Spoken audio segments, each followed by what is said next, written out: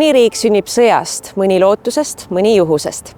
Tallinna Ülikooli kultuuriajaloo juhtivprofessor Marek Tamm, kas riik võib sündida ka sõnadest? 24. veebruaril 1918 ei olnud Eestil ei oma sõjaväge, oma kindlat piiri ega oma toimivat valitsust. Oli vaid üks tekst, iseseisvusmanifest, mille paar päeva varem oli kokku kirjutanud rühm Eesti haritlasi. See iseseisvuse manifest, pühendatud kõigile Eestimaa rahvastele, loeti esimest korda avalikult ette 23. veebruaril Pärnus. Tallinnas jagati seda linnaruumis trükituna 24. veebruaril. See oli sõnum Eestis jõudnud Saksa sõjavägedele, et nad ei valluta mitte üht Venemaa provintsi, vaid iseseisvat riiki.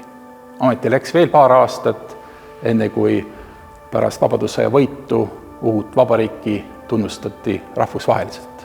Seega võib öelda, et Eesti Vabariik sündis paberil, sündis otse kui kõne teona. Nii et kui me tähistame vabariigi aastapäeva, siis võiksime mõelda sellelegi, kui suurt rolli mängivad ajaloos sõnad, ideed.